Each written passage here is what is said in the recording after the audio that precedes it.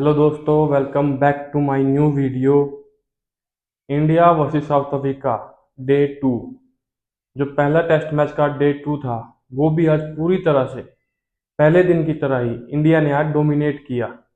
हालांकि बैटिंग इतनी अच्छी नहीं रही इंडिया की, पर लास्ट तक आते आते ये दिन भी आज इंडिया के नाम ही रहा। एक बार शुरुआत से देखते हैं। आज जब दिन की शुरुआत होती है तो केएल राहुल और वाशिंगटन सुंदर बैटिंग करने आते हैं। पिच अच्छी लग रही थी, सबको लग रहा था कि आज शायद इंडिया अच्छी बैटिंग करेगा और 100 से 150 रन तक की लीड ले लेगा, क्योंकि सबको ऐसा लग रहा था कि आज मतलब अच्छा है दिन बैटिंग के लिए। पर अल्ट्रा एग्रेसिव दोनों ही प्लेयर दिखे। मतलब एग्रेसिव कह रहा हूँ, अल्ट्रा डिफेंसिव। दोनों प्लेयर बहुत ही ज्यादा डिफेंस कर रहे थे, रन लेने की ज्यादा मतलब इच्छुक नहीं थे दोनों।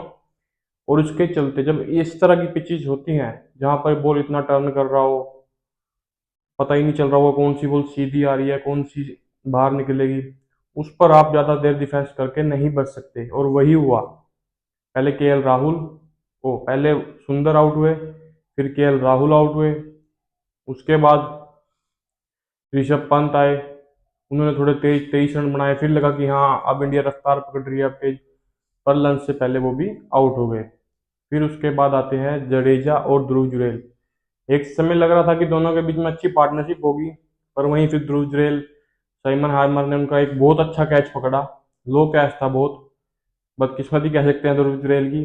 उसके बाद वो भी आउट हुए। फिर जडेजा के 27 रन, मतलब एक के बाद अक्षर पटेल हो, सब आते गए जाते गए और इंडिया 189 पर ऑल आउट हो गया 30 रन की लीड के साथ। लीड बहुत कम थी, क्योंकि इस पिच पर आपको चाहिए कि 70-80 रन या 100 रन की अगर लीड होती तो इंडिया मतलब पूरी तरह पकड़ लेता साउथ अफ्रीका को। पर उसके बाद जब इंडिया की बॉलिंग आती है तो वही हमें देखने को मिला। बुमराह ने जिस तरह की बॉलिंग की, अनप्लेबल, कुछ डिलीवरी तो खेली नहीं जा रही थी। सेम स्पिनर के साथ भी। फिर रिकल्टन को अपने पहले ही ओवर में टी से पहले कुलदीप यादव ने आउट किया। फिर माकरम आए, जॉर्जी आए, मतलब उनके भी एक के बाद आते गए और जाते रहे। सिर्फ कप्तान टैम्बा बवूमा ही क्रीज पर टिके हुए हैं अब तक। वही एक आखिरी उम्मीद है उनकी।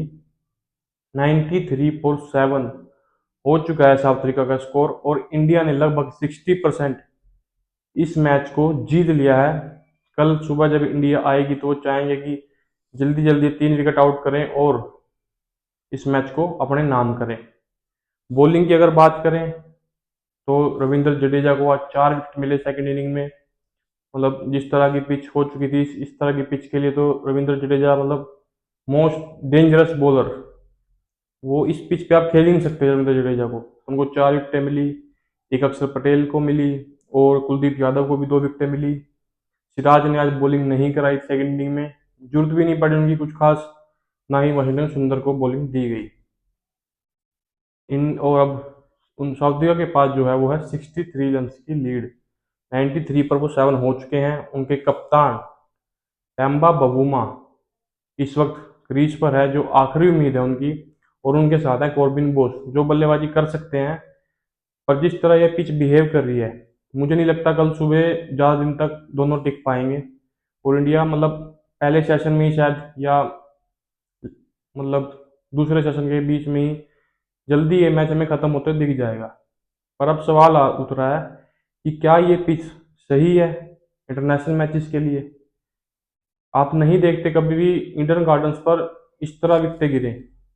2 दिन में 26 के करीब विकेटें गिर चुकी हैं। और हम ऐसे क्रिकेट फैन काफी मायूस हैं ये देखकर, क्योंकि जब हम इंग्लैंड जाते हैं, जब हम साउथ ऑस्ट्रेलिया जाते हैं, तो हम देखते हैं कि 5-5 दिन टेस्ट मैच चल रहा है, 4 दिन चल रहा है, और मजा आता है उस कॉन्टेस्ट को देखने में भी। और जब हम इंडिया आते हैं, हम ऐसे टर्निंग टेस्ट बना देते हैं, दूसरे के बैट्समैन तो खेल नहीं पाते, हमारे खुद के बैट्समैन स्ट्रगल करते हुए दिखते हैं। और ये अब से नहीं है, पिछले आप 1.5-2 साल से देखे तो हमारे सारे बैट्समैन स्ट्रगल कर रहे हैं। हमारे सभी बैट्समैन की जो एवरेज है वो बाहर जाकर ज्यादा है और इंडिया में कम, जबकि होना इसका उल्टा चाहिए था।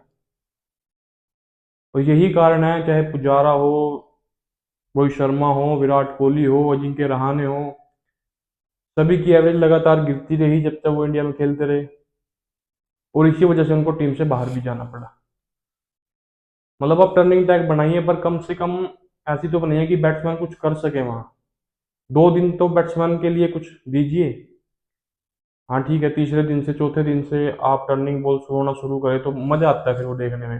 पर अगर ऐसे 2-2 दिन तक मैच खत्म होने लगेंगे तो मुझे नहीं लगता कि टेस्ट क्रिकेट इंडिया में लोगों को इतना इंटरेस्ट होगा देखने में, क्योंकि जितना जिस तरह की सीरीज हमने वहां देखी थी ना इंग्लैंड में और बॉर्डर गावस्कर में, वहां भी 3 दिन में खत्म हुए, पर वो मजा आ रहा था वो कॉन्टेस्ट देखने में, क्योंकि बैट्समैन के लिए कुछ था वहां पर। यहाँ इस तरह की पिचेस आप बनाओगे तो आप अपने लिए ही खड्डा खोद रहे हो, क्योंकि आपके बैट्समैन खुद भी नहीं खेल पा रहे इन पिचेस पे।